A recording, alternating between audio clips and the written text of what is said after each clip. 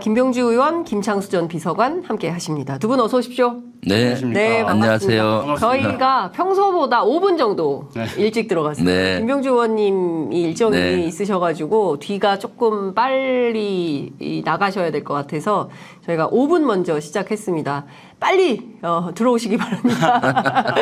저희가 예상보다 왜 2시에 하는 건데 이렇게 일찍 하세요라고 할 수 있지만 러블리 안님께서 안녕하세요. 정혜진님께서 좋아요 하셨습니다. 벌써 네, 벌써 들어와 계신 분들이 계십니다. 아유, 너무 감사합니다. 자, 저희가 또 11월 27일 한 주를 시작하게 됐습니다. 11월의 마지막 주를 시작하고 있는 건데 이제 한 달 정도 남았어요. 2023년도. 마무리 좀 정리 잘 하고 계시는 겁니까? 마무리가 아니라 저는 시작입니다. 아, 그러네. 2월 달에 경선이라서 네. 이제부터 12월부터는 총력전으로 야, 2월부터 경선. 남양주 을 남양주 진접별내 원하면서 총력전 개시 시간이 12월 1일이에요. 네, 바쁘시겠어요. 예. 네. 제이님께서 김병주 의원님 응원합니다 하셨습니다. 네, 감사합니다. 어디 출마하고 그런 계획 없으십니까? 우리 김창수 저한테 말씀하시는가요? 깜짝 놀랐네요. 저는 다시 김병주 의원님께 그 질문 드리는데 왜 저런 질문을 하지 그랬거든요. 근데 그게 저한테 하는 질문이에요. 네, 그렇군요. 저는 병창 토크 열심히 하겠습니다. 네, 좋습니다. 네. 죽으나 사나 병창 토크. 네, 저희가 늘 감사하게 생각합니다. 어제 부산에서 한중일 외교장관 회의가 열렸는데요. 좀 어떻게 보셨습니까? 그 결과에 대해서는. 이번에 김창수 네. 먼저 하실까요? 네. 우선은 지난번에 샌프란시스코에서 열렸던 미중 정상회담을 우리가 배경으로 먼저 한번 살펴봐야 됩니다. 네. 그래서 미중 정상회담은 지난 방송에서도 말씀드렸다시피 미국과 중국이 10여 년간에 걸쳐서 적대적으로 대결하다가 큰 곡선을 그리면서 지금 방향을 선회하고 있는 겁니다. 그렇죠. 그래서 지난 시간에 제가 이 단어가 생각이 안 나가지고 그러니까 같은 것을 구하고 다른 것은 남겨둔다 그랬는데 그게 구동존입니다. 구동존이. 예. 그래서 이제 미중 정상회담에서는 차이는 남겨두고 같은 걸 구하는 그렇기 때문에 미중 정상회담은 굉장히 중요한 회담이었습니다. 그렇기 때문에 이제 중국이 그런 외교를 큰 곡선을 그리면서 지금 바꾸고 있기 때문에 이제 아시아에서도 한중일 외교장관 회담에 나온 겁니다. 그렇지만 여기 나왔다 그래서 외교 정책을 중국이 완전히 180도 다른 방향으로 전환한 건 아니지 않습니까? 네. 그렇기 때문에 나와서 우리가 속되게 말해서 표현하자면 간보기를 하고 있는 겁니다. 그래서 이제 우리가 과거에 이렇게 제가 비유를 해보면 좋을 것 같은데요. 우리 김병주 의원님은 전혀 모르는 세계에 대해서 제가 좀 말씀을 잠깐 드리겠습니다. 그러니까 우리 예전에 이제 지금 우리 영화 그 서울의 봄 있지 않습니까? 네, 12.12 쿠데타를 일으켰죠. 뭐 며칠 사이에 100만이 넘었어요. 그렇죠. 그 이후에 이제 그 신군부 세력들이 권력을 장악해가지고 학생들을 그냥 모조리 깜빵으로 보냈습니다. 그래서 그때 깜빵에 간 학생들이 이제 재판을 받을 때 두 가지 투쟁 방식이 있었습니다. 하나는 재판 거부 투쟁, 재판을 안 받겠다 거부하는 겁니다. 또 하나는 재판 투쟁. 그 재판 임해가지고 자기 할 말을 하겠다 이런 겁니다. 네. 근데 이번에 왕 외교부장이 한중일 정상회담에 참가한 거는 그동안에 재판 거부 투쟁을 하다가 이번엔 재판 투쟁으로 노선을 바꾼 겁니다. 그래서 한중일 외교장관 회담에 참석했습니다. 네. 그렇지만 참석했으나 왕 외교장관은 자기 할 말 다 한 거예요. 네. 한국과 관계에 있어서는 9.19 군사 합의에 대해서 이거를 우리 정부가 이거에 대해서 부분 무효화시킨 것에 대해서 자신들의 다른 의견을 말했습니다. 그리고 미일 관계에 대해서도 중국과 일본과의 관계에 대해서도 뭐 여러 가지 문제들, 현안 문제들에서 자기 입장을 계속 말한 겁니다. 그렇기 때문에 이번 한중 정상회담, 한중일 외교장관 회담에서는 중국이 이런 그 재판 투쟁으로 참여해서 자기 할 말을 했다. 그런데 우리 정부가 이제 하려고 했던 건 뭐였냐면은 한중일 3국 정상회담을 하려고 했던 거 아니겠습니까? 네, 깨졌어요. 오늘 그렇죠. 속보 나오고 있습니다. 깨졌어요? 연내 불발.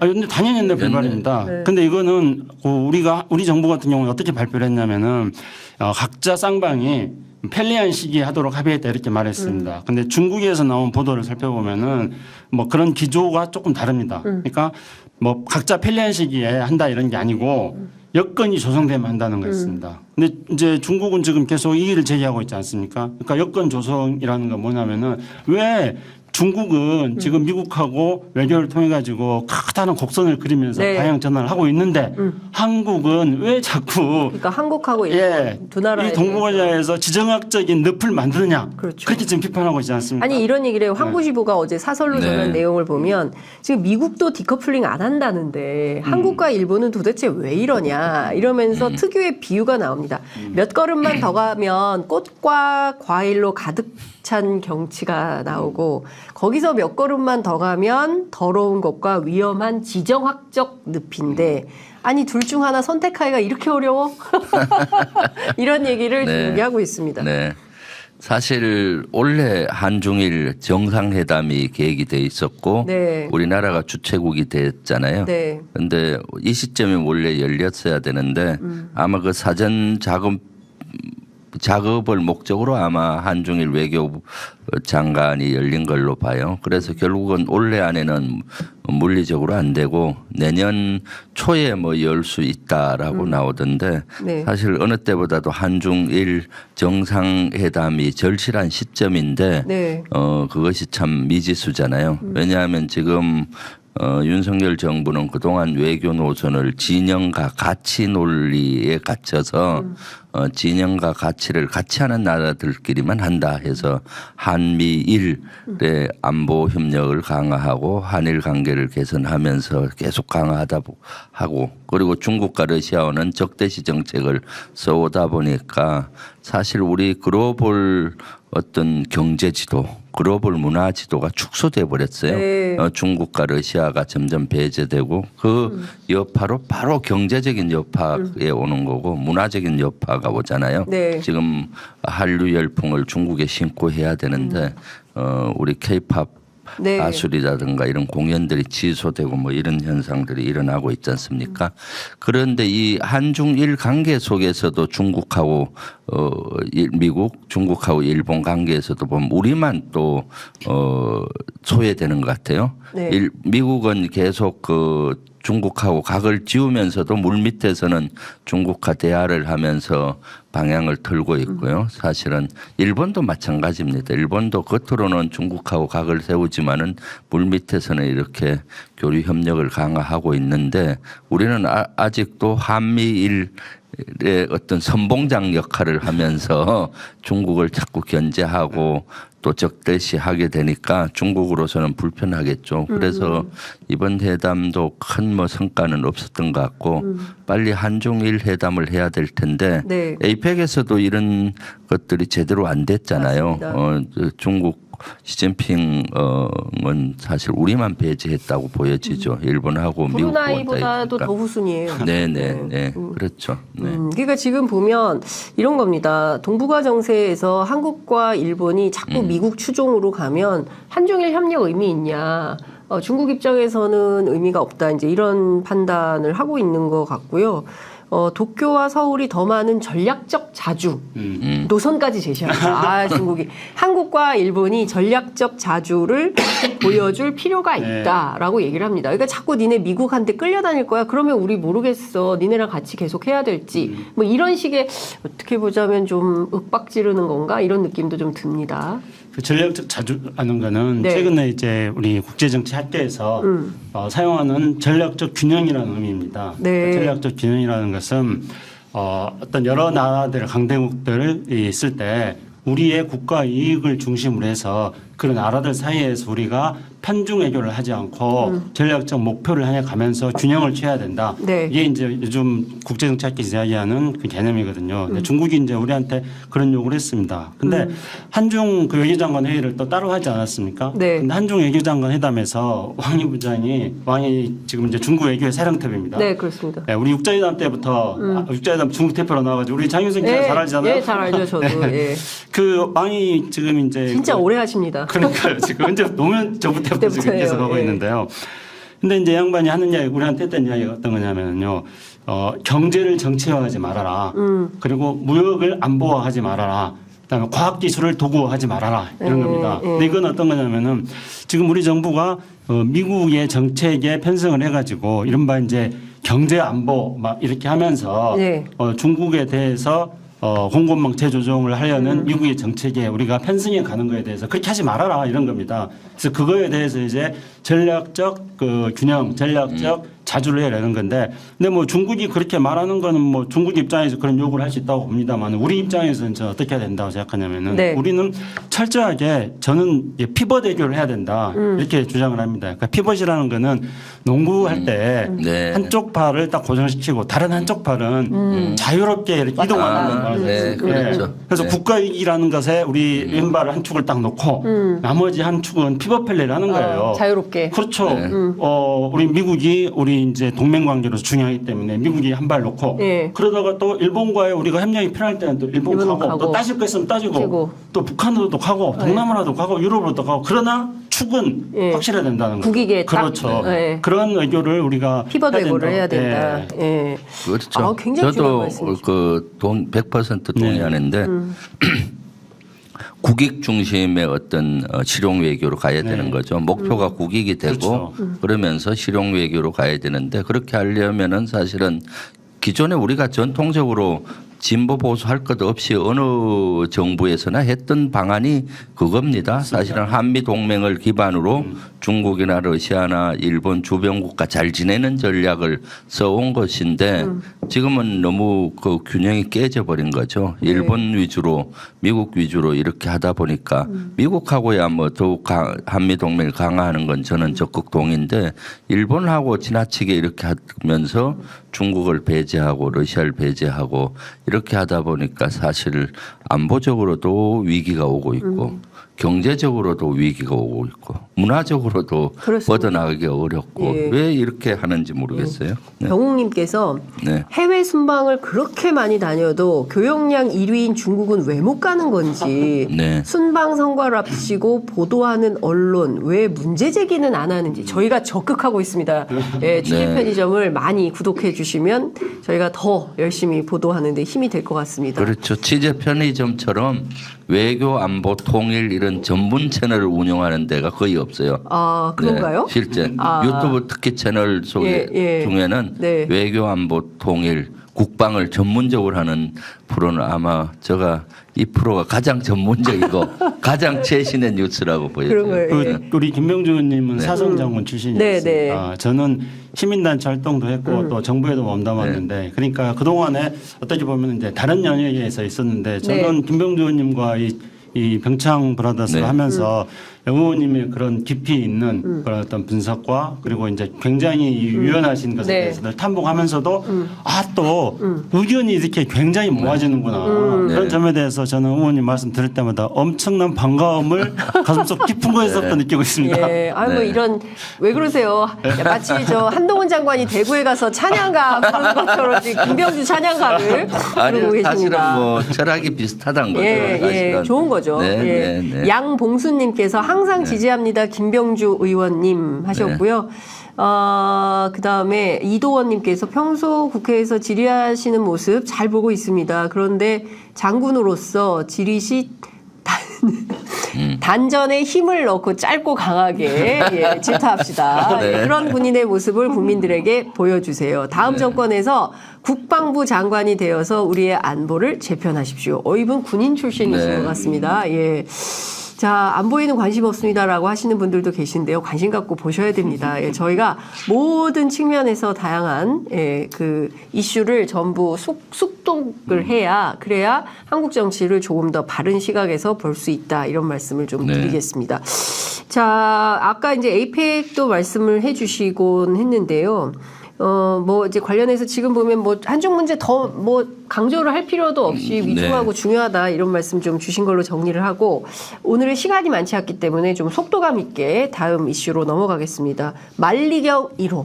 네. 북한의 군 정찰 위성입니다. 세 차례 해서 성공했어요. 1, 2차 실패하고 이번 세 번째로 성공을 했는데 자, 북한의 주장에 따르면 목포, 군산, 평택, 오산, 서울, 진해, 부산, 울산, 포항, 대구, 강릉 다 찍었다. 우리 다 찍었고 네. 하와이, 괌 싹 다 찍었다. 미국 핵추진 항공모함 칼빈슨호 우리 다 찍었어요. 뻥입니까? 사실입니까? 어떻게 봐야 됩니까? 자, 사성 장군님께 먼저 여쭙겠습니다. 저는 뭐 지금 사실 이번에 인공위성 발사가 성공한 것 같고 또 북한의 군사위성이 정상 궤도를 돌기 시작했다고 해요. 그런데 이제 이 사진을 찍었던 경우는 사진은 찍을 수 있겠지만 아마 해상도는 아직까지는 의미 있는 해상도는 못 확보했을 겁니다. 왜냐하면은 궤도를 돌면서 안정화 기간이 필요합니다. 그래서 안정화가 되는데 한두 달 걸리거든요. 그리고 나서 이 해상도도 괜찮은 해상도가 잡히게 되는데 어쨌거나 이것은 내부용으로 보여요. 이렇게 찍었다고. 왜냐하면 아직 사진은 공개를 하지 않았지 않습니까? 네네. 사진을 공개해야 해상도라든가 의미를 알 수가 있는데 그런 사항이죠. 그럼에도 불구하고 군사위성 1차 지금 궤도에 안착한 것은 대단히 우리에게 위협이라고 봅니다. 왜냐하면 북한은 사실 가장 부족한 것이 시력이에요. 펀치는 사람으로 비유하면 펀치는 강한데 네. 시력이 너무 약했던 거죠. 그러니까 대한민국을 볼 수 있는 감시 수단이 공중에서는 거의 없었어요. 조악한 무인기라든가 또는 첩보기도 능력이 제한되고 그랬는데 이제 인공위성에서 볼 수가 있잖아요. 그것은 대단한 위협으로 보이고요. 지금 이걸로 끝나는 게 아니라 인공위성이 이제 2차, 3차 군사위성 발사를 앞두고 있습니다. 한반도를 24시간 보려면은 군사위성을 한 5기는 쌓아 올려야 돼요.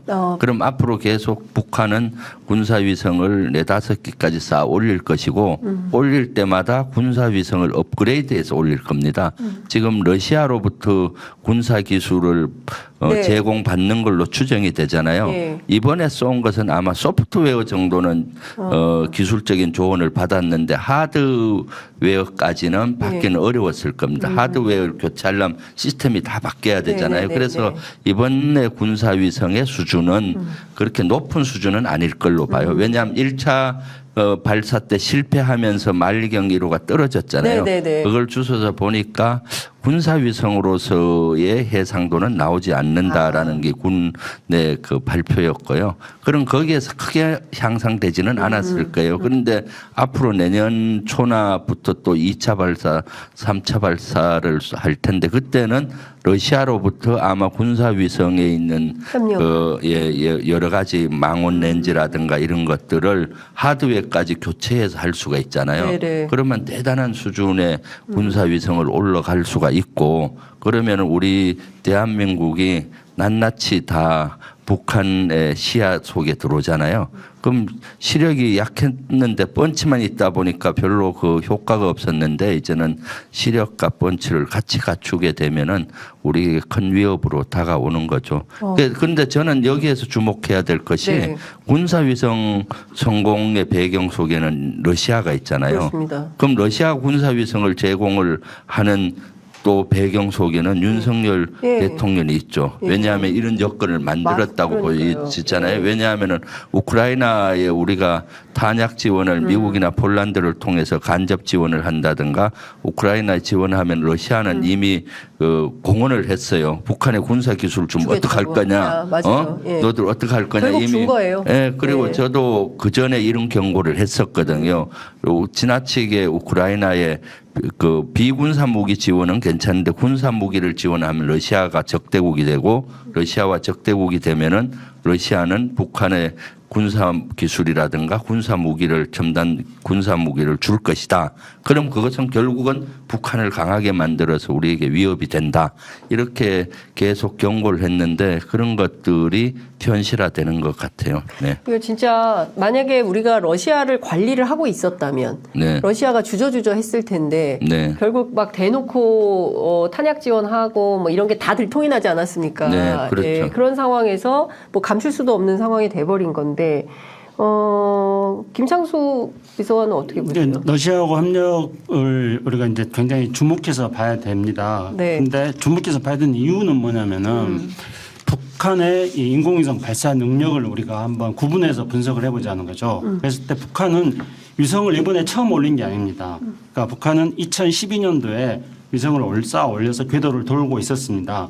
올해까지 돌고 있었어요. 네. 2016년에 올렸고 그래서 북한은 궤도를 도는 위성을 2기를 발사를 해가지고 이미. 지금 6월달까지 돌고 있었어요. 네. 근데 사실상 위성의 기능을 못했던 거였죠. 왜냐하면은 궤도를 제대로 돌지 않고 삐뚤빠뚤 돌고, 그리고 더 중요한 거는 궤도에서 지구를 이렇게 촬영할 수 있는 그런 어떤 그 정찰 능력이 그 기술이 갖춰지지 않았습니다. 그런데 이제 2개는 다 지금 올해 6월 달에 다 떨어졌어요. 자연스럽게 이제 떨어져 버렸는데, 그러면 이제 북한의 그 위성 능력을 본다면 일단은 로켓으로 궤도에 올리는 거는 지난번에 군사정찰에서 2번에 걸쳐 실패했지만은 과거에 올렸던 경험은 있는 겁니다. 그래서 그 기술은 북한이 자체적으로 더 업그레이드 할 수 있다. 러시아의 또 지원을 받으면 더 잘할 수 있는 거죠. 그럼 이제 남는 건 뭐겠습니까? 위성에 어떠한 그 감시 장비를 장착할 것인가 하는 네. 겁니다. 그래서 이제 그게 보통 제가 이 김명주 의원 앞에서 완전히 공잡해서 좀 문자를 써보면요. 그러니까 어떤 그 카메라들 중에서 사라는 그러니까 그 레이더로 찍는 카메라가 있는 거고요. 네. 그다음에 광학 카메라가 있는 거고 네. 적외선 카메라가 있는 겁니다. 네. 이런 기능들을 위성에 장착을 해야지 지표상을 정확하게 찍을 수 있구나. 찍어요. 눈이 네. 그러니까 성능 좋은 눈이 되는 거예요. 그런데 이제 러시아하고 북한하고 우리가 위성 관련한 군사위성 그런 협력을 했다고 추정을 하지만은 네. 어떤 분야에서 협력했는지는 정확하게 모르지 않습니까? 근데 제가 추정할 때는 북한이 러시아에게 강력하게 요청했던 거는 그런 어떤 감시, 어떤 정찰 이렇게 카메라와 관련된 그런 어떤 기술에 대해서 요구를 했을 협력을. 겁니다. 근데 이제 그렇게 한다면 의원님 말씀처럼 하드웨어를 바꿔야 되는데 그런 수준은 아니기 때문에 아직 시간도 많이 시간이 걸리고. 없었죠. 네. 그래서 어떤 초보적인 수준에서 했기 때문에 아직 공개는 하지 않을 겁니다만은 북한이 그 사진을 공개하지 않는 이유는 거기 있는 거죠. 그렇다면 앞으로 업그레이드 될 거고 러시아 협력을 통해서 그렇다면 이번에 북한이 군사정찰에서 올린 거는 그러한 군사적인 측면에서도 한계는 있지만은 의미는 있고, 그러나 보다 더 중요한 거는 북한 내부의 어떤 정치적 의미가 더 크다고 생각합니다. 왜냐하면은 올해가 바로 김정은이 막 이를 악물고 하노이 깨지고 나서 군사 능력 강화해야겠다고 막 하는, 그래서 김정은이 이야기한 게 국방 발전 5개년 계획인데 네. 올해가 3년 차입니다. 그 올해 3년 차에서 핵심적인 걸로 김정은 이야기했던 게 바로 군사 정찰성입니다. 근데 2번 실패했거든요. 또 실패하면 큰일 나는 거예요. 김정은 리더십 지난주에 말씀해 주신 대로 반드시 성공해야만 한다. 그렇죠. 그래서 실패하면 안 되는 네. 위성이다. 지난번에 한 거군요. 지난번에 그래서 말씀해 이번에 주셨어요. 그래서 성공시킨 겁니다. 성공시킨 거는 그 의미는 뭐냐면은 네. 이제 김정은이 자기 계획을 그러니까 군사 발전 5개년 계획의 3단계에서의 가장 중요한 사업을 성공했다. 그리고 이걸 가지고 연말에 평가를 할 겁니다. 그리고 내년에 이제 또 자기 방향을 제시할 거고, 앞으로도 군사에서 많이 쏘겠다는 방향을 제시할 거고요. 그런 점에서 북한의 어떤 그런 정치적 일정을 순조롭게 진행하고 있다는데 북한은 더 큰 의미를 둘 거다 이렇게 보고 있습니다. 그러니까 이 뭐 두 분 모두 공이 국내용이다, 북한 국내 정치용이다 이런데 이제 말씀을 주신 걸로 이해를 하고요. 이제 중요한 포인트는 북한이 군사 정찰 위성을 쐈는데 우리 군은 즉각적으로 신원식 장관이 9.19 공동성명에 1조 3항 그러니까 그 지금 접경 지역에서의 비행 금지 구역을 설정한 것을 무력화했어요. 그러니까 왜 하늘에다 대고 쏜 위성 문제를 땅에서 그러는 것이냐. 그러니까. 자다가 봉창 두드느냐라는 비판도 나왔습니다. 왜 이렇게 대응했다고 생각하십니까? 사실 군사위성 발사와 9.19 군사합의는 함수관계가 없어요. 네. 9.19 군사합의에는 군사위성에 대한 얘기는 없고 접경 지역에서의 충돌 방지를 해놨잖아요. 그런데 이미 신원식 장관은 9.19 군사합의 문재인 정부 합의될 때부터 이에 대해서 파기해야 된다고 주장했고 자연인일 때도 주장하고 국회의원일 때도 주장한 거예요. 그러니까 왜 이렇게 자신이 이거에 대해서 이렇게 막 그러시는 거예요? 그러니까 이것은 9.19 제가 봤을 때 문재인 정부 9.19 군사합의 체결될 당시에 무조건 싫은 거죠. 이것을 깊은 이해하려고 하지 않고 9.19 군사합의가 항복문서다 뭐 이렇게 비난을 했던 세력들이잖아요. 네. 그러다 보니까 마치 9.19 군사합의가 우리를 무장 해제하는 또는 그런 거라고 되지도 않은 이런 얘기를 하고 있는 거죠. 사실 9.19 군사합의는 대단히 잘된 합의 사항이거든요.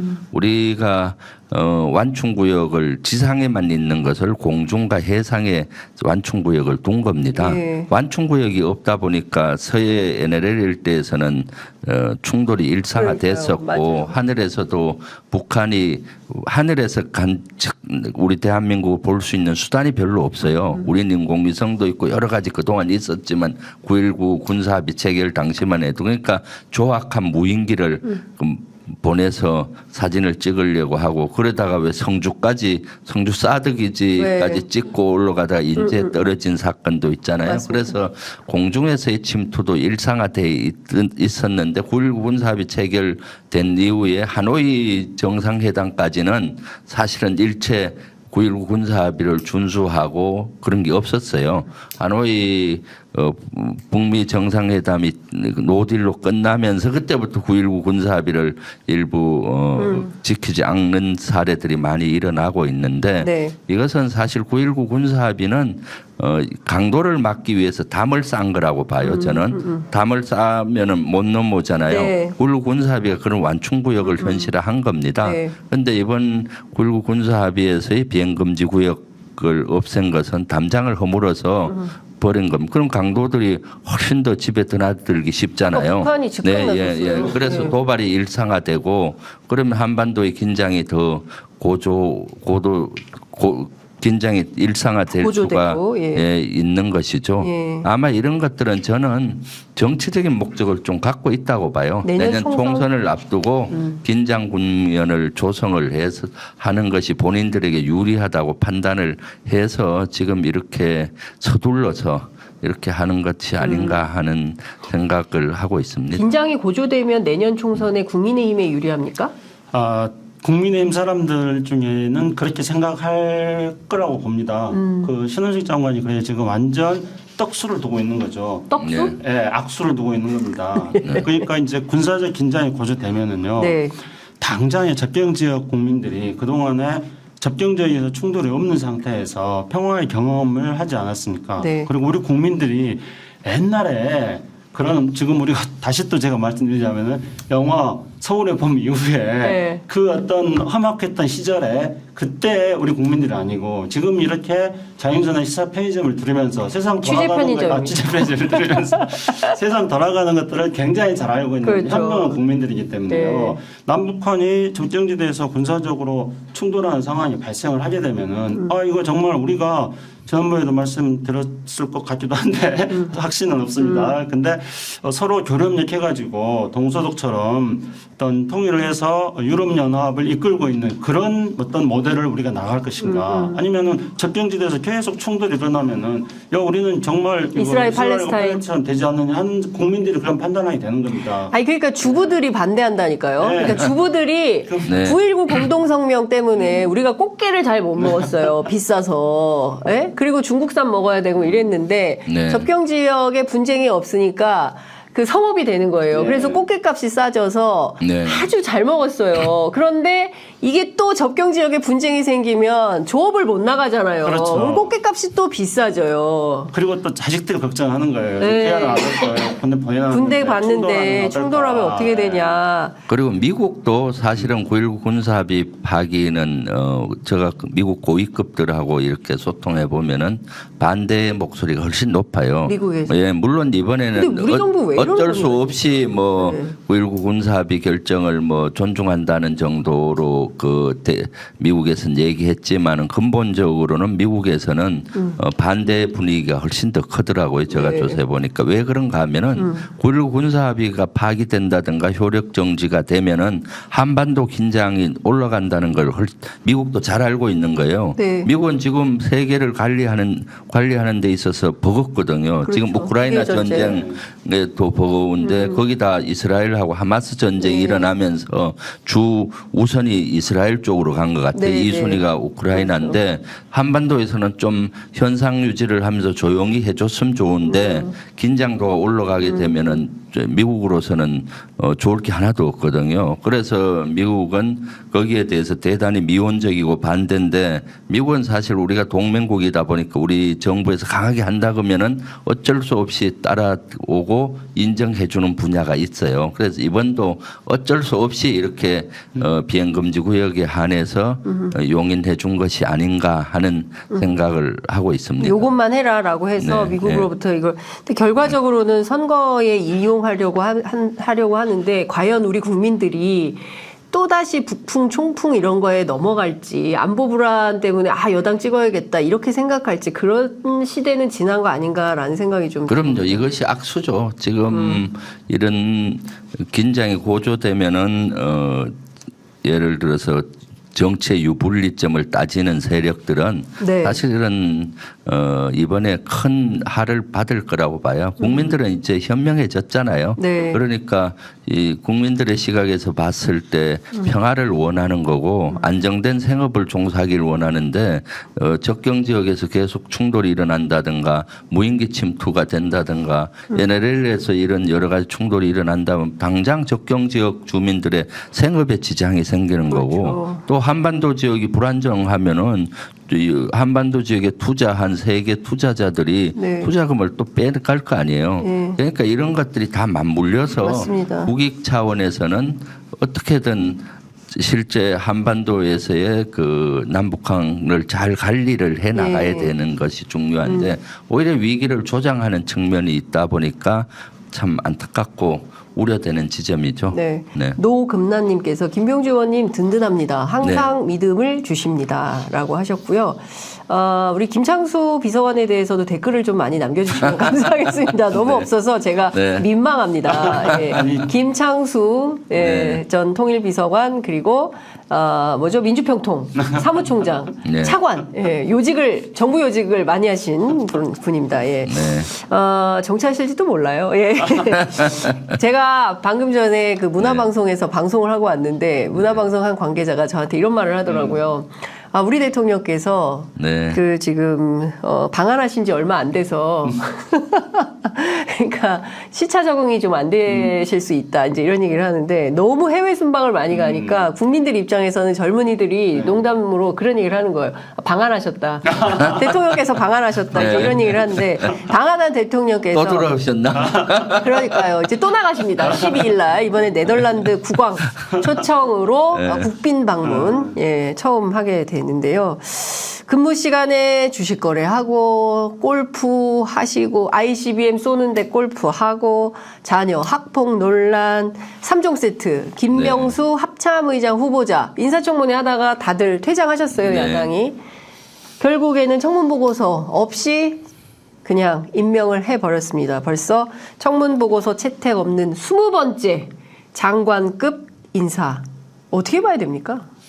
그러니까 이것은 그야말로 윤석열 대통령의 오만과 그 국민을 무시하는 이런 처사로 보여지죠. 네. 이 국회의 기능 중에 청문회라는 기능이 있지 않습니까? 거기에서 청문회도 제대로 마치지 않은 부적격자로 이미 인정이 됐잖아요. 그러면 그것이 국민의 뜻으로 받아들이고 임명을 철회하고 새로운 합참의장을 임명을 하든 아니면 현 합참의장을 유임하면 될 일인데 이렇게 어거지로 이렇게 또 임명했지 않습니까? 이것은 국회와 국민을 무시하는 처사고 실제 너무나 오만방자한 이런 태도로 보여져요. 아무리 대통령이라 하더라도 자신의 권한이라 하더라도 국민들은 늘 옳다라고 얘기하면서 국민들이 옳다라고 얘기하니까 또 반대로 행동해버렸잖아요. 이렇게 되면은 김명수 합참의장 같은 경우는 영이 서지 않아요.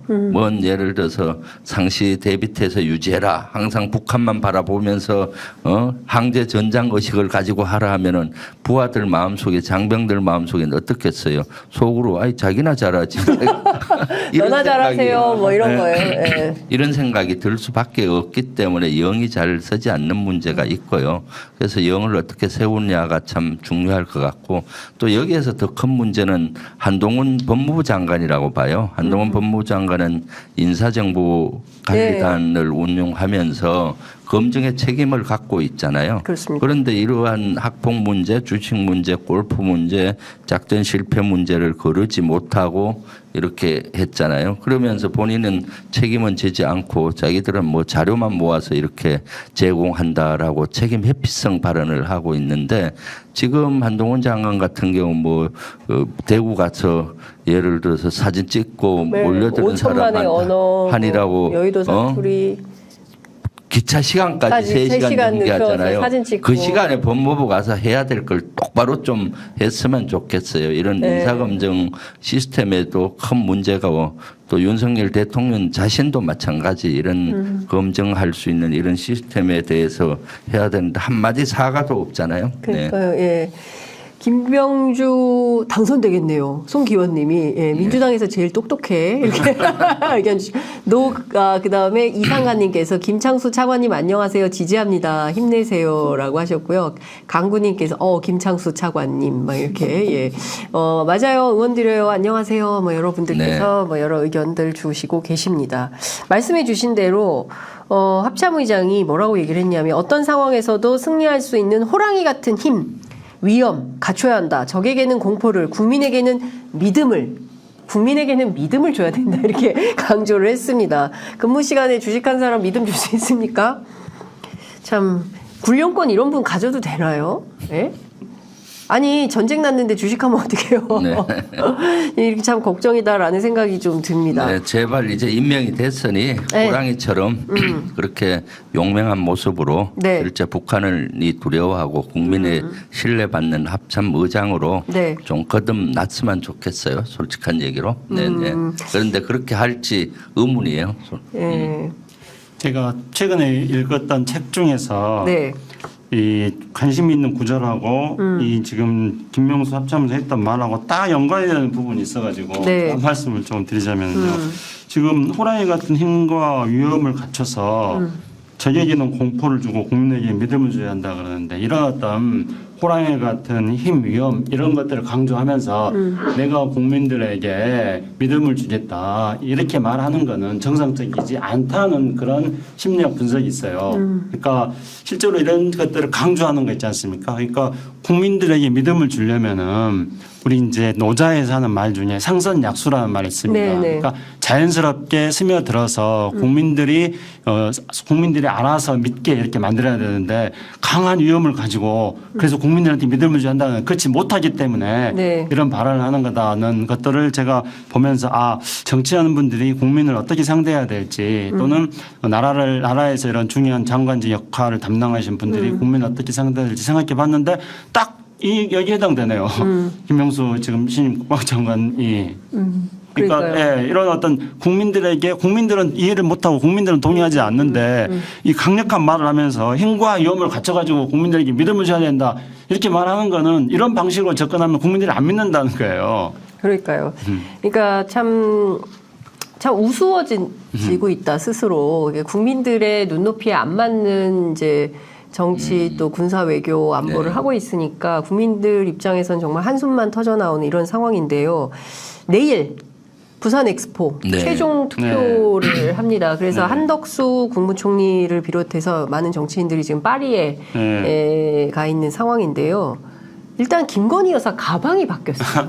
부산 이즈 레디가 없어졌습니다. 네. 물론 이제 우리 그 대통령실 홈페이지에는 남아 있는데 어떻게 좀 정치권 안에서는 좀 어떤 얘기가 돌고 있어요? 저는 됩니까? 진짜 내일 부산 엑스포 꼭 됐으면 좋겠어요. 네. 진짜 오늘은 저는 뭐 기도하는 심정으로 여야 엑스포에 대해서는 여야 할 것 없이 꼭 됐으면 좋겠고요.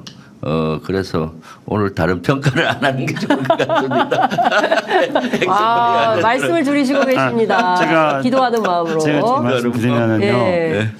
엑스포도 이제 여러 가지 유형이 있습니다. 그러니까 우리가 과거에 대전 엑스포도 했고 여수 엑스포도 했는데 엑스포 중에서 이제 가장 규모가 있는 거는 세계 박람회 그렇게 해가지고 5년마다 한 번씩 개최를 합니다. 그래서 이제 우리가 2030년 엑스포를 하는 거는 5년마다 개최를 하는 엑스포이고 그리고 네. 기간도 6개월 이상이 돼야 되는 거고 그리고 주제도 굉장히 다양하게 하는 겁니다. 그래서 2030년 엑스포는 우리가 처음으로 개최하는 세계 엑스포입니다. 그리고 이 세계 엑스포는 올림픽과 그다음에 월드컵 함께 세계의 3대 대형 어떤 그 페스티벌 축제 이렇게 이제 볼 수 있습니다. 네. 그러면 우리가 2030년 엑스포를 성공적으로 유치하는 거는 우리가 그동안에 대전 엑스포하고 여수 엑스포도 성공적으로 했습니다만은 네. 그보다 훨씬 더 규모 있는 엑스포를 성공적으로 유치하게 됨으로써 올림픽과 월드컵과 세계 엑스포 세 가지를 우리가 성공적으로 유치하는 이제 정말 우리가 선진국으로 이제 진입하는 이미 이제 선진국의 문턱을 넘어섰는데 그렇죠. 이제는 본격적으로 우리가 선진국이라는 걸 세계인들과 함께 공유하는 그런 아주 중요한 어떤 의미를 가지고 있다고 생각합니다. 그래서 저도 반드시 개최돼야 한다고 생각합니다. 네. 그러니까 우리 정부가 그동안에 많은 노력했습니다만은 근데 이제 우리 정부의 전략이 과연 맞는가 이런 것들은 또 따져볼 필요가 있습니다. 어떤 거냐면은 지금 이제 그 BI의 그 엑스포 유치위원회 엑스포의 그 회원 국가들 182개 국가입니다. 네. 근데 지금 현재 사우디에 대해서 지지하는 나라들은 이제 122개 국가예요. 그러면은 그냥 투표를 하다가 그 3분의 2만 넘으면은 더 이상 개표를 진행하지 않고 그걸로 종료가 돼버립니다. 그 현재 지금 122개 국가들이 사우디를 지금 지지하고 있습니다. 물론 이제 실제 사우디 지지하겠다고 밝힌 나라들이 실제 투표 과정에서 그렇게 될지는 좀 불확실한 점이 있습니다. 근데 이제 애초부터 사우디가 굉장히 유력하다는 거는 이제 다 알려졌던 사실입니다. 그러면 이거를 전제로 해서 우리는 어떤 전략을 짜야 될 것인가를 해야 되는데 사우디가 지금 이미 3분의 1을 확보했다고 지금 하고 있는데 우리 전략은 2등 전략입니다. 2등을 해가지고 그 다음에 이제 지금 세 번째로 신청한 나라가 이탈리아 노마지 않습니까? 그래서 노마가 떨어지면은 노마로 간표를 흡수해가지고 그렇게 해서 1등 결선 투표에서 이기겠다. 1등을 이기겠다는 건데 이게 과연 올바른 작전인가 이렇게 중요한 엑스포 우리가 굉장히 많은 의미를 부여하고 있는 그 엑스포에 대해서 이걸 유치하기 위해서 우리의 전략이 맞는가 이거는 지금 이 지침에서 한번 짚어볼 필요가 있다고 봅니다. 그러니까요. 근데 저는 일본 얘기 잠깐 시간이 많지 않아서 간단하게 좀 짚어보면 일본이 지금까지 사우디 지지 표명하다가 바꿨더라고요. 네. 한국 지지하겠다. 네. 윤석열 정부 외교의 성과입니까? 어떻게 보세요? 저는 그거에 대해서 네. 그 일본다운 어떤 그런 측면이 있다. 그렇게 생각합니다. 그래서 이제 좀 더 우리가 반드시 엑스포를 유치해야 된다는 것들은 대전제이고 네. 일본이 막판에 뒤집기를 해서 우리를 지원해 준 게 우리가 엑스포를 유치하는데 큰 힘이 되기를 진심으로 바랍니다. 그런데 이제 일본이 사실은 또 다른 어떤 그 꼼수를 가지고 접근할 수 있는 가능성에 대해서 우리는 또 살펴봐야 된다고 생각합니다. 어쨌든지 간에 아직 결론은 안 나왔기 때문에 현 시점에서는 우리 의원님 말씀대로 우리가 온 힘을 다 모아가지고 반드시 엑스포를 우리가 개최할 수 있는 그런 어떤 노력을 해야 된다. 마지막 기운을 다 쏟아부어야 된다 생각합니다. 온 우주의 기운을 모아서 네. 엑스포를 저희가 네. 한국이 유치할 수 있도록 북흥님께서 맞아요. 엑스포는 꼭 됐으면 좋겠습니다. 우리나라 기업인들이 엄청 고생하시는 모습에 감사합니다. 이런 의견 주셨고요. 김창수 차관님 지당하십니다. 우리 기도는 합시다. 김창수 차관님 최고. 뭐 제가 아까 말씀드렸더니 효과가 바로 나타나네. 효과가 납니다. 예. 감사합니다. 김병주 화이팅입니다. 전략이 답답하죠. 네. 김병주 의원님 응원합니다. 잘 되면 내 탓이고 못 되면 전 정부 기업 탓할까봐 걱정입니다. 예, 이러저러한 의견들 주셨습니다. 사실 일본이 저는 이번에 바꿨다는 게 너무 의아해요. 진작 바꿨어야죠. 그러니까요. 그렇게 왜냐하면은 우리가 일본에 지금 공을 들였는데. 우리가 일본에 그렇게 공을 들이고 퍼주기하고 했는데도 불구하고 이번에 바꿔 너무 늦은 거죠. 사실 일찍 좀 전향적으로 우리를 지지를 했어야 되고 미국도 마찬가지요. 그럼 네. 일본에 압력을 넣어서 네. 너들 빨리 엑스포 지원해라. 일본한테 욕을 했었어야 네. 될 것 같은데 한미일 그렇게 강조하면 네. 그런 것들이 우리가 겉돌고 있다. 우리만 짝사랑하고 한미일 뭐 안보 협력한다고 하면서 짝사랑하고 있는 거 아닌가 하는 네. 그런 우려. 일본의 막판 그 우리에 대해서 지지하는 게 어떤 의미가 있는 건지에 대해서는 결과가 나오고 나서 다음 방송 때 네. 제가 생각하고 있는 걸 좀 말씀드려보겠습니다. 이심전심일 것 같습니다. 예, 그 시간이 이제 한 1분 정도 남아 있는데요. 그래도 요거는 30초씩만 제가 여쭤보겠습니다. 박진 외교장관이 이제 어제 있었던 한일 외교장관 회의에서 가미카와 요코 일본 외무상한테 2015년 위안부 합의를 존중한다라는 입장을 또 밝혔습니다. 네. 그에 앞서서 우리 법원이 위안부 피해자에 대한 일본 정부의 배상 책임을 인정하는 두 번째 판결을 내렸거든요. 법원과 정부가 서로 이런 다른 입장. 그리고 사실 이번 소송 비용도 다 일본 정부가 싹 다 내라. 이런 그 판결을 내렸거든요. 왜 우리 윤석열 정부가 2015 위안부 합의에 대해서 잘못됐다라고 끊임없이 얘기하고 있음에도 불구하고 왜 일본 입장에서 이런 입장을 밝히는 건지. 그러니까요. 박진 외교부 장관이 2015년 위안부 합의를 존중한다라는 얘기를 해서 되게 의아했어요. 실제 네. 놀랍기도 하고요.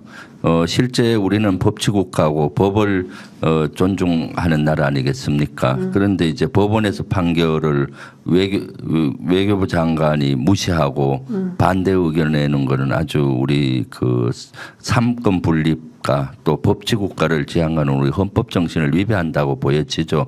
일본에 대해서는 이것만이 아니라 지난번에도 강제징용 문제도 대법원 판결을 무시하고 이렇게 하더니 이번에 또 이렇게 위안부 합의 문제에 대해서도 법원의 판결을 무시하고 일본 손을 들어주는 것 같이 이렇게 돼서 씁쓸함이 있어요. 도대체 외교부 장관이 어느 나라 외교부 장관인지 모르겠습니다. 일본에게 이렇게 역사 문제를 하나하나 양보하다 보면은 그것이 결코 일본에게 그 한일 관계를 개선할 것 같지만 그렇지 않습니다. 할 얘기는 하고 또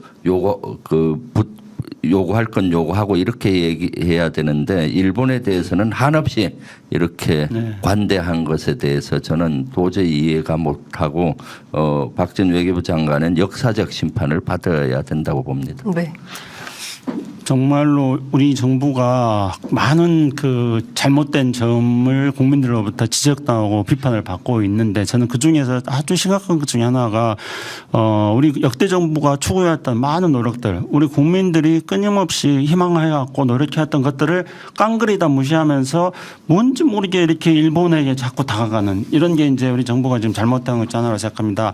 이번에도 일본 외교부 장관이 그렇게 이야기했을 경우에 우리가 외교부 장관이 거기에 발목 잡히면은 일본 뉴스에 말려 들어가게 되는 겁니다. 근데 외교부 장관이 해야 될 멘트는 너무 분명합니다. 그러니까 말 그대로 부드럽게 외교부 장관답게 태도는 부드럽게 그러나 내용이다 할 말은 담는 그런 외교적인 언사를 써야죠. 그건 뭐냐면은 김명주 의원님 말씀하신 것처럼 대한민국은 상권 분립된 국가이기 때문에 우리는 사법부의 판단을 존중하는 나라입니다. 그렇게 했던 말하고 그건 뭐 틀린 말이에요. 민주주의 국가에 당연한 거죠. 그리고 우리는 피해자들이 존재하는데 그 피해자들의 입장에 대해서 우리 정부 입장에서는 존중하고 있습니다. 이런 입장 원칙을 가지고 한일 관계를 앞으로 잘 발전해 나가 봅시다. 이렇게 말하면 되잖아요. 그러니까요. 여기서 정답 다 알려드리는데 이대로 하지 않는 참 우리 외교부도 답답하다라는 말씀 드립니다. 따님 장수 차관님이 나중에 외교부 장관 하셔야겠네요. 그러니까 저희가 지금 외교부 장관, 국방부 장관 지금 미래의 섀도우 캐비넷 모시고 방송하고 있습니다, 여러분. 네. 김명주 의원님은 국방부 장관 충분히 할 수 있고 우리가 혼신의 힘을 다해서 밀어드리고 저는 그것 좀 안 어울릴 것 같아요. 따니님께서 매불쇼는 다시 보기로 장윤선의 취재 편의점은 본방사수 하셨습니다. 네. 예, 김병주 의원님 그리고 김창수 차관님 모두 응원합니다 하셨습니다. 아름다운 독도님께서 그럼에도 불구하고 윤석열이 너무 싫어서 엑스포가 안 되기를 바라는 제가 한심하네요 하셨는데요.